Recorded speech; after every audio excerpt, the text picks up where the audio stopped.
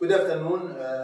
I would like to start by saying that this activity is supposed to be held outdoor in front of the EU Parliament, but due to the fact that there is a general strike in Brussels, we moved to this room. It is all about our colleagues who are still in prison across the MENA region, the detained human rights defenders and the detained women human rights defenders.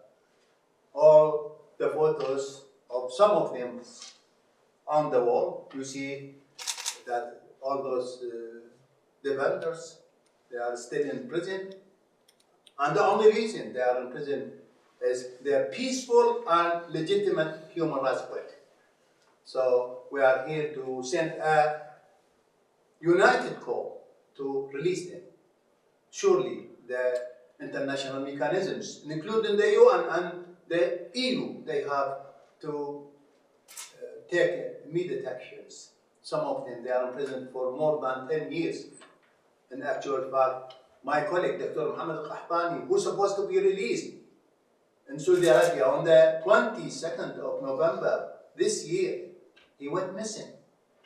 So, as you see, the vendors in our region are treated worse than criminals. Criminals, on the day of the release, they travel anywhere. But our community of the vendors, even if they are released, they are served in a travel ban, they have no access to media, they have no permission to write on social media networks, and also they have no right to get a public job. So with that introduction, I stop and I call on my colleague Al-Achi, who is a member of the board of the Syrian Center for Media and Freedom of Expression, to talk about this important topic for us. Yes, Alssaad, we listen to you.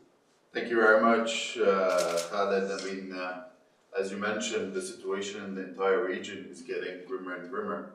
But obviously, it's the grimmest in Syria, across all geographies, and by all actors. To mention a few names, Khalid, one of the most famous Syrian human rights lawyers, is still in the Syrian regime's jails. Abdul Wahab al-Mullah, Samar Saleh, Muhammad al-Amr, have all prominent media and human rights activists have been kidnapped by the so-called Islamic State and have not been released yet and have not been found. The Hayat Tahrir al-Sham, or HDS, or Jabhat al-Nusra, or Al-Qaeda in Syria, no matter what you want to call it, also has several members, human rights defenders in its jails. The self-administration, autonomous administration of the northeast of Syria has also arrested and disappeared several human rights defenders in the northeast of the country, whether from Kurdish origins, Assyrians, or Arabs. And the situation is not any better with the so-called Syrian National Army that controls the northwest of the country. So no matter where we go in Syria, abuses are massive. Obviously, the biggest perpetrator remains the Syrian regime, but that doesn't mean that other actors are any better. And we're very encouraged, though, as a human rights community, by the new mechanism that is being that has been approved by the General Assembly, that is being discussed at the moment, which is a mechanism to uncover the fate of the missing people. It's very important if we're going to talk about numbers. It's very hard to put a number on how many people have been disappeared since 2011, but what we know, it's in the upwards of hundreds of thousands of people. So that's a very, very big number compared to the population of Syria or to the remaining population inside Syria at the moment. But the situation is not any better, I guess, across the region. I mean, we've all seen the plea of Ala Abdel Fattah in Egypt and what the Sisi regime has been doing in holding him hostage. Not only that, but not allowing consular access to the UK consulate in Cairo and even Rishi Sunak's visit during COP27 did not help to find or to get any information on the health and the day when Ala Abdel Fattah was released. So across the region, the situation is very grim. Lebanon is slowly turning into a police state, and etc. But I will stop here, and thank you very much for having me. Thank you, Asad, for all what you said, and I fully agree with you.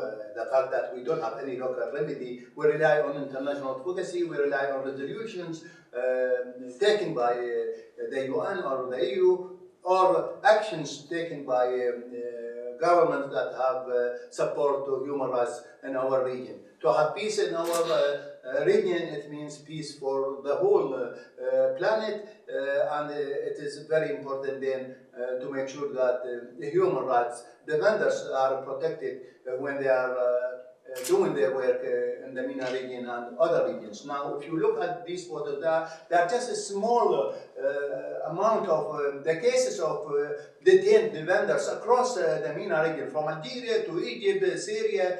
We have them everywhere. And I just want to read their name quickly. راشد المري in Qatar, Dr. Mohammed al-Mansouri in United Arab Emirates, Dr. Mohammed al-Qahtani, I mentioned his case in Saudi Arabia, Nadi Fitil in Bahrain, Abdelhadi al-Khawaja, my colleague in Bahrain, Khalid Mahtouk, my colleague Asad talked about his case, in Syria, Dr. Lina Al-Sharif in Saudi Arabia, accused of terrorism just because of few tweets in which she called for the release of prisoners of conscience. Dr. Nasr bin Ghaith in United Arab Emirates, Mohammed al-Bajati in Saudi Arabia, Intisar al-Humadi in Yemen, and Dr. Abdel Singais in Bahrain, Razan, Nazim and Wael and Samira kidnapped in Syria, and then Dr. Mohammed al-Rukun in United Arab Emirates, my colleague Ahmed Mansour in United Arab Emirates, and Dr. Hazza al-Murri in Qatar, the four journalists Al-Harith, Akram, Tawfiq, and Abdel Khaliq in Yemen, who are facing death penalty for peaceful journalism work. And then Ala Abdel Fattah, we mentioned his case, and Walid Abu Khair in Saudi Arabia, and Israel Ghumgham in Saudi Arabia. All those people in prison, and many others are still in prison, and we are here to show solidarity with them and to call on all governments in the region to release them. Now Khalid, yes. If I may, I obviously mentioned all the prisoners, but I forgot the prisoners that have been abducted from my own organization. Yes, of course. So, of course, I'm a member of the board of the Syrian Center for Media and Freedom of Expression. I'm also one of the founders of the local coordination committees in Syria. And as everyone knows, Jaish al-Islam kidnapped our founders, Razan Zaytouni, Wael Hamadi, Nazim Hamadi, and Samira Khalid. And obviously, I'm here in solidarity with their case, especially that they're kidnapped. I mean, the anniversary of their kidnapping, which is the 9th of December, only happened 5 days ago. Yes, and if we talk about Razan Zaytouni and others, they are courageous human rights defenders. They stayed in a very hostile environment, promoting human rights principles in their communities. Now, some of them, Razan, like Ahmed Mansour, he got the Martin Anas Award in 2015. Abdelhadi al-Khawaja, this year he got the Martin Anas Award. All of them, those colleagues, they are well known for their peaceful human rights work, and the reality, they deserve to be celebrated in our countries, not to be put in prison. With that, I stop, and now we listen to our colleague, Alexis, the Deputy President of the International Federation for Human Rights. Yes, Alex. Thank you, Khalid. Indeed, I speak for the International Federation for Human Rights, more than 190 human rights organizations in the world, in the Federation for Human Rights, the International Federation for Human Rights. And we support the federation, the organizations on the ground that are doing the difficult work directly in the region, and especially the Gulf Center for Human Rights. that is organizing the event of today.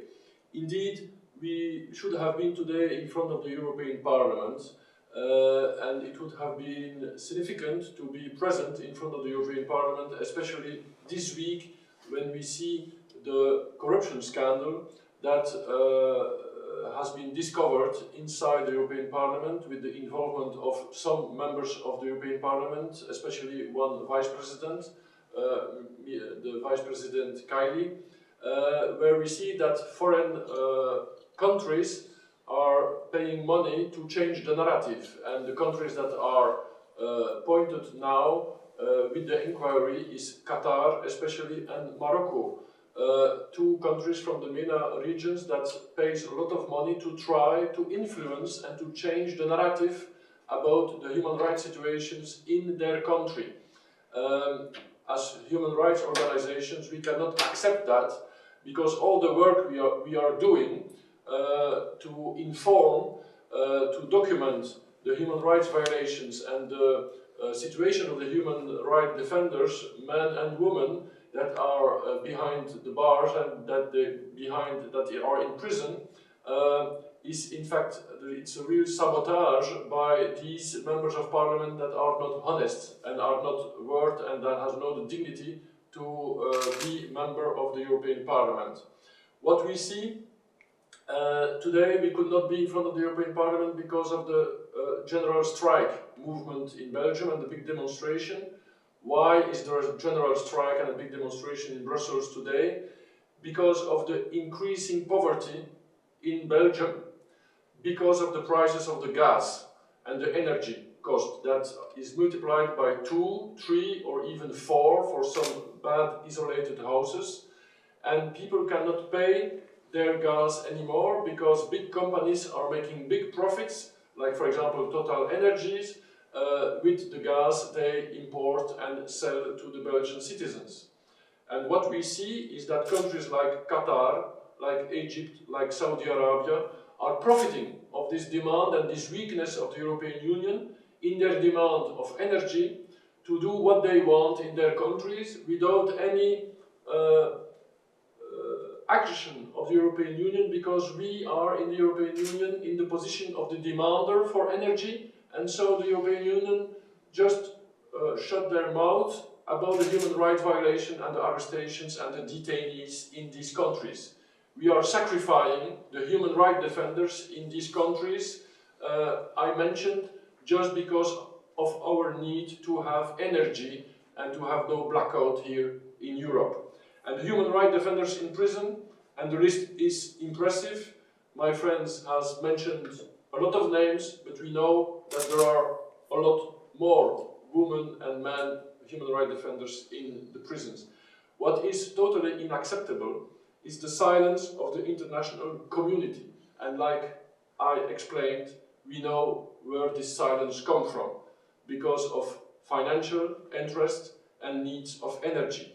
We have seen in the last month in Egypt how the COP27 about climate didn't have any effectiveness on the amelioration of the human rights situation in the country, or on the liberation, like some head of state says, thanks to the COP27, we will be able to put our weight on the Egypt government to obtain some liberations.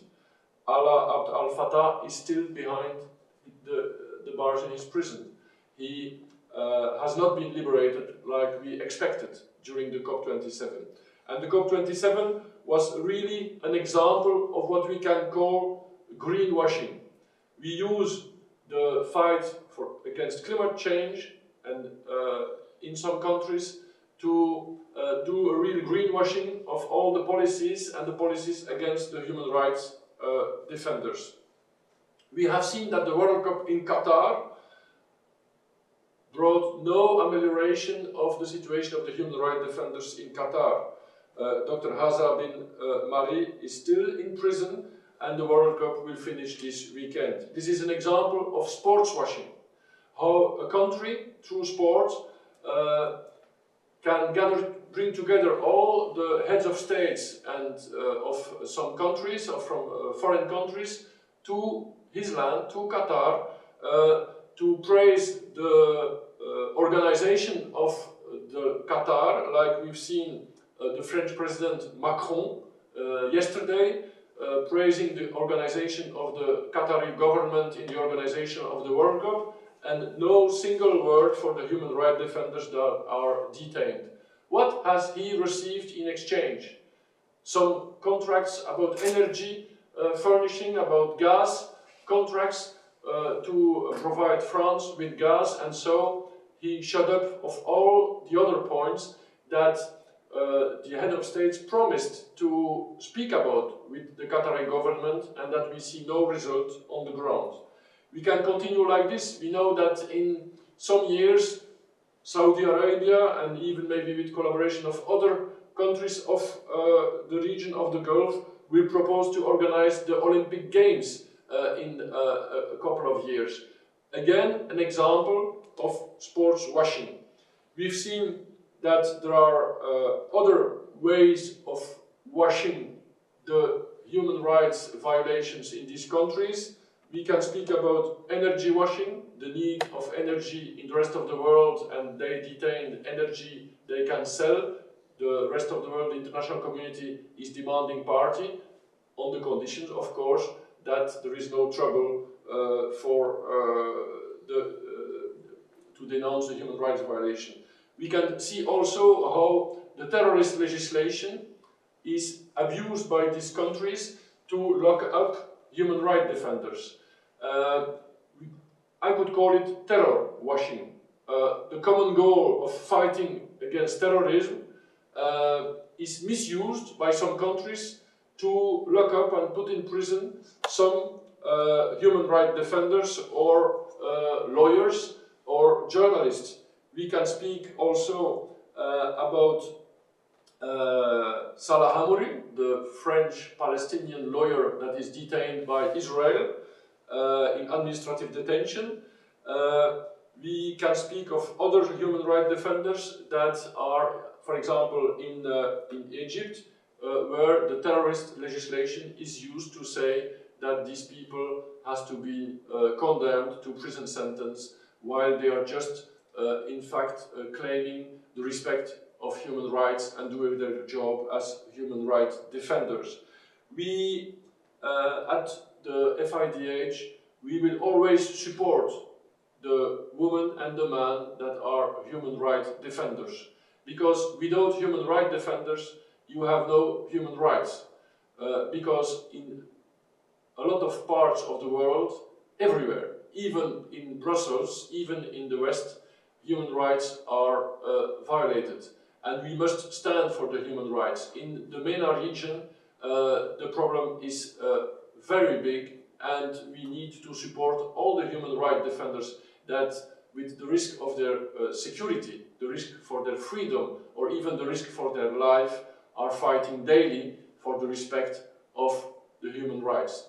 And we will always stand with them. They have to know it, and we will continue to push on the international community to gain and obtain support for them, that our leaders of the free world can push and wait on the governments of the countries in the MENA region to obtain the liberations of the human rights defenders and the end of the harassment that they must live with because they are just doing their job as human rights defenders. We stand with them and free them all. Thank you. Thank you, my colleague Alexis, for such a speech full of facts. And as you said, we are here for all the prisoners of conscience across the region. We got access to these pictures, these photos in front of you, but there are thousands of prisoners of conscience. We don't have their photos, but it is also equally important that we call for the release of all of them, those that we have their photos, and those who are in prison, and we are the voice of the voiceless. We are really sending a united call to have them all released immediately. We ask all the international mechanisms to act on this very important topic for us, the release of the detained human rights defenders.